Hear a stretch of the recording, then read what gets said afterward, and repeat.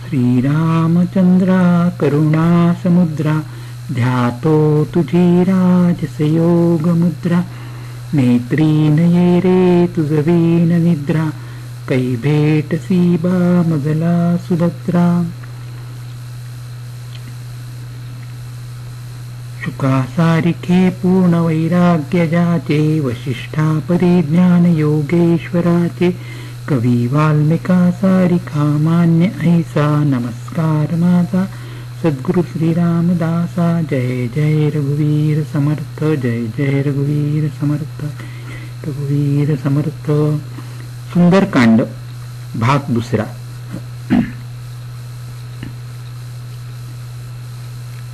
हनुमंत म्हणाला, विभीषणा ऐक, आपल्या सर्वांवर नेहमी प्रेम करणे ही तर प्रभूंची सामान्य रीतच आहे. सांग बरे, मी कुठे कुलीन आहे? सर्व प्रकारे मी नीच चंचल असा वानर आहे. सकाळी आमचे नाव घेणाऱ्याला त्या दिवशी खायला मिळत नाही असे म्हणतात. हे मित्रा ऐक, मी असा अधम आहे, तरीही प्रभू रामाने माझ्यावर कृपा केली आहे ना.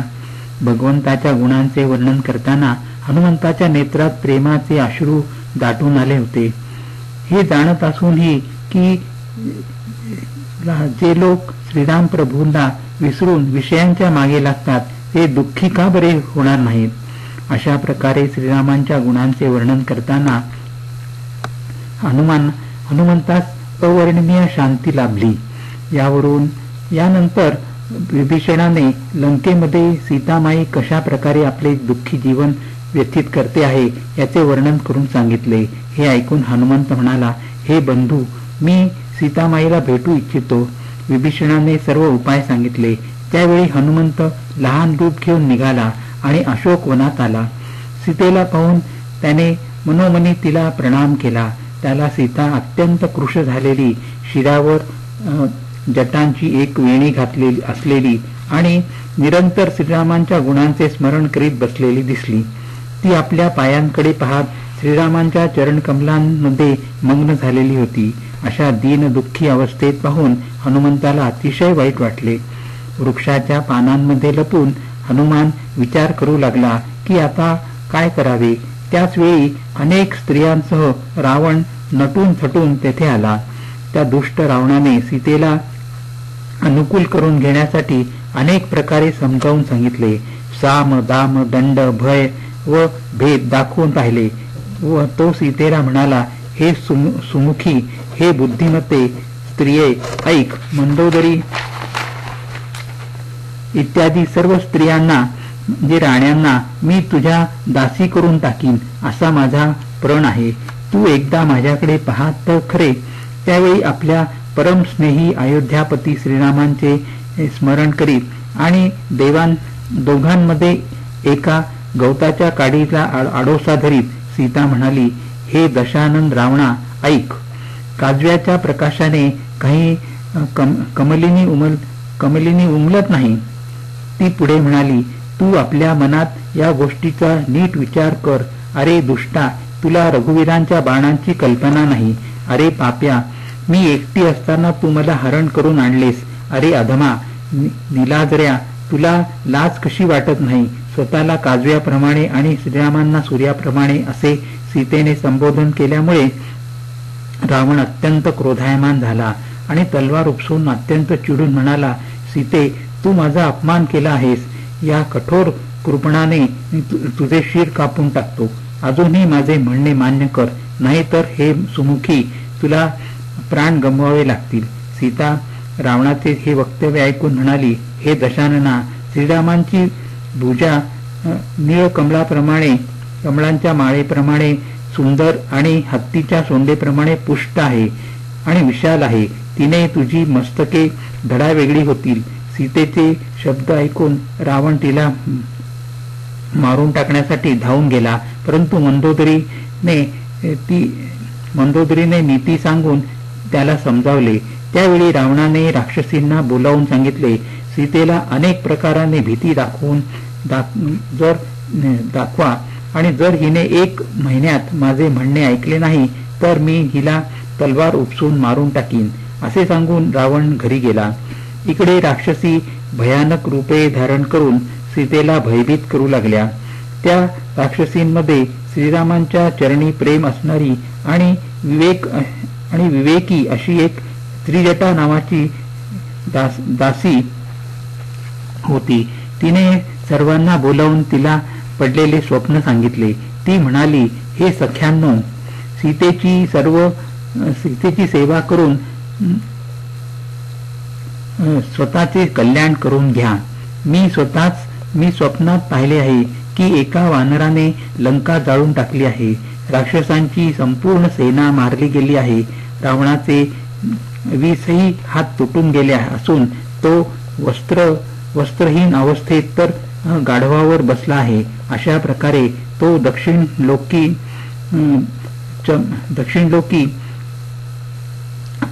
यमलोकी चालला आहे. लंका विभीषणाला मिळाली आहे. नगरामध्ये रघुवीरांचा डांगोरा होत आहे आणि श्रीरामांनी सीतेला बोलावणे पाठविले आहे. मी निश्चित सांगते की हे स्वप्न 4 दिवसात खरे होईल. त्रिजटाचे हे वक्तव्य ऐकून सर्व राक्षसी अत्यंत घाबरल्या आणि सीतेच्या पायावर लोळण घेऊ लागल्या. त्यानंतर त्या इकडे तिकडे निघून गेल्या. सीता त्रिजटेला हात जोडून म्हणाली, हे माते, तू माझी संकटातील सोबतीण आहेस, तेव्हा मी शरीर त्याग करू शकेन असा एखादा उपाय लवकर कर. विरहाचे दुःख मला असह्य होत आहे. आता हे सहन होत नाही. हे माते, लाकडे आणून तू चिता तयार कर आणि तिला अग्नी दे. तू माझ्यावरील प्रेम खरे करून दाखव. सर्व रावणाची शूळासारखी वाणी कोण ऐकत राहणार. सीतेचे शब्द ऐकून तिचे पाय धरून त्रिजटेने प्रभू श्रीरामांचा प्रताप, बल, कीर्ती ऐकविली. यानंतर ती आपल्या घरी निघून गेली. सीतेला विरहाने अत्यंत व्याकुळ झाल्याचे पाहून पानांच्या मागे लपून बसलेल्या हनुमंताने सीतेसमोर श्रीरामांची अंगठी टाकली. सीतेने ती चटकन उचलून घेतली. रामनाम अंकित असलेली ती सुंदर अंगठी तिने पाहिली. ती श्रीरामांची अंगठी ओळखून ती चकित होऊन पाहू लागली. हर्ष आणि विषाद या दोहोमुळे तिचे हृदय व्याकुळ झाले होते.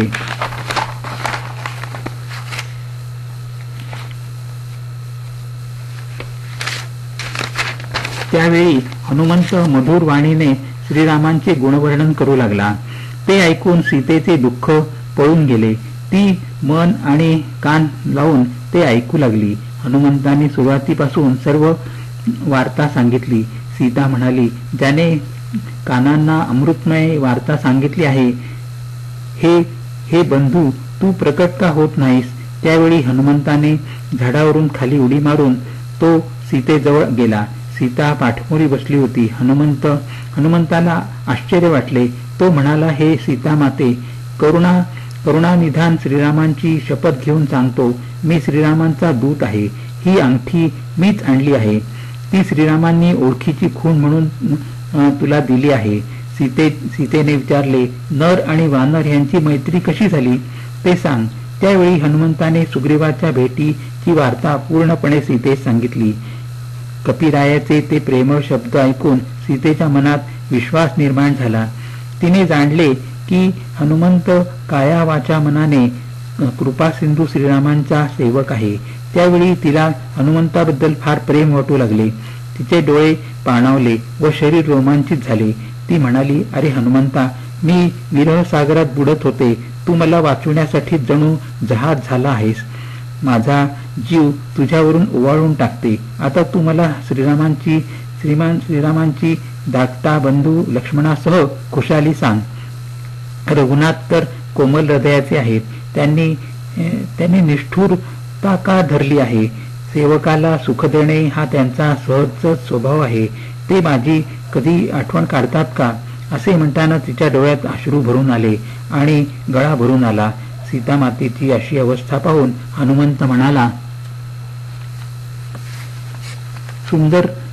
सुंदर कृपेचे धाम असलेले श्रीराम प्रभू लक्ष्मणासह सुखरूप आहेत, परंतु तुझ्या दुःखामुळे दुःखी आहेत.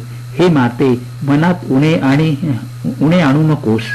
श्रीरामांच्या मनात तुझ्याबद्दल तुझ्यापेक्षा दुप्पट प्रेम आहे. हे माते, आता धीर धरून त्यांचा निरोप ऐक.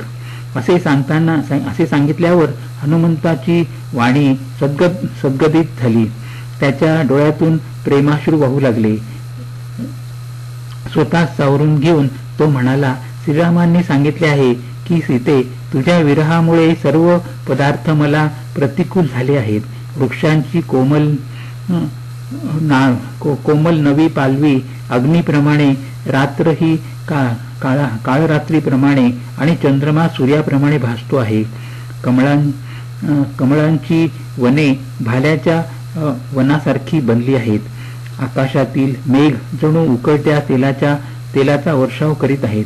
जे हितकरी होते तेच आता दुःख देत आहेत. शीतल, मंद व सुगंधित वायू हा सापाच्या श्वासाप्रमाणे गरम व विषारी झाला आहे. मनातील दुःख सांगितल्यावर थोडेसे कमी होते, परंतु सांगू तरी कोणाला? माझे हे दुःख कोणालाही उमजत नाही. माझ्या आणि तुझ्या प्रेमाचे रहस्य हे प्रिये एक माझेच मन जाणते. ते माझे नेहमी तुझ्याजवळच असते. माझ्या प्रेमाचे गुपित यातच आहे, ते समजून घे. प्रभू श्रीरामांचा हा निरोप ऐकताच सीता प्रेममग्न होऊन गेली. तिला देहाचे भान राहिले नाही. तेव्हा हनुमंत म्हणाला, माते, मनात धीर धर. सेवकांना सुख देणाऱ्या श्रीरामांचे स्मरण कर. मनात श्रीरामांच्या प्रभुतेबद्दल विश्वास बाळग आणि मनातून भित्रेपणा काढून टाक. राक्षसांचे समुदाय पतंगाप्रमाणे असून श्रीरामांचे बाण अग्नीप्रमाणे आहेत. हे माते, धीर धर. हे राक्षस त्या अग्नीमध्ये जळून खाक होणार आहेत. तू कोठे आहेस ते श्रीरामांना कळले असते तर त्यांनी इतका उशीर लावला नसता. हे माते, मी तुला आता घेऊन गेलो असतो, परंतु प्रभूंची तशी आज्ञा नाही. हे माते, थोडे दिवस धीर धर. श्रीराम अजस्त्र वानरसेनेसह येतील. ते राक्षसांना ठार मारून तुला सन्मानाने अयोध्येस घेऊन जातील. सीता म्हणाली, हे पुत्रा, सर्व वानर तुझ्या प्रमाणेच लहान असतील तर राक्षस तर मोठे बलवान योद्धे आहेत. त्यामुळे माझ्या मनात संशय वाटत आहे. सीतेचे हे वक्तव्य ऐकल्यावर हनुमंताने आपले खरे रूप प्रकट केले. सुवर्णाच्या पर्वताच्या आकाराचे असून अत्यंत बलशाली होते. ते पाहून सीतेच्या मनात विश्वास निर्माण झाला. यानंतर हनुमंताने पुन्हा लहान रूप धारण केले. भक्ती, प्रताप, तेज व सामर्थ्य याने युक्त असलेली वाणी ऐकून सीतेस आनंद वाटला. तो श्रीरामांचा लाडका आहे हे जाणून तिने हनुमंतास आशीर्वाद दिला. ती म्हणाली, पुत्रा, तू बल व शीलाचे निधान होशील. तू अजरामर होशील. गुणांचा भांडार होशील. श्रीराम तुझ्यावर मोठी कृपा करतील. सीतेचे हे आशीर्वचन ऐकून हनुमंत पूर्णपणे प्रेमाने बुडून गेला. त्याने सीतेच्या चरणी वारंवार मस्तक नमविले आणि हात जोडून म्हणाला, माते, आता मी कृतकृत्य झालो. तुझा आशीर्वाद अमोघ आहे. हनुमान पुढे म्हणाला, माते, सुंदर फळांचे वृक्ष पाहून मला खूप भूक लागली आहे. सीता म्हणाली, श्रीरामांचे चरण हृदयी धारण करून गोड फळे खा. हनुमंत सीतेपुढे नतमस्तक होऊन बागेत जाण्यास निघाला. तो फळे खाऊन झाडे मोडून टाकू लागला. तेथे त्या बागेचे अनेक रक्षक होते. ते हनुमंतावर चढून चालून आले. हनुमंताने त्यातील अनेकांना मारून टाकले.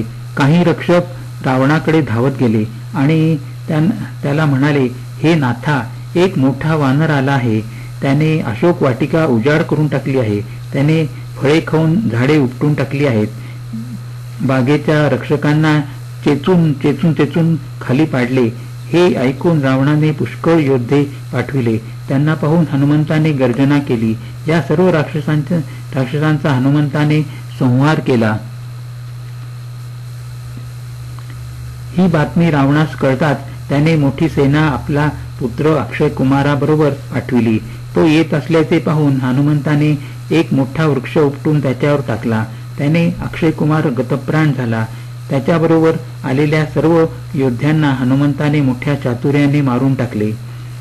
हरिओम तत्सत. हरिओम तत्सत. येथे भाग दुसरा संपन्न झाला.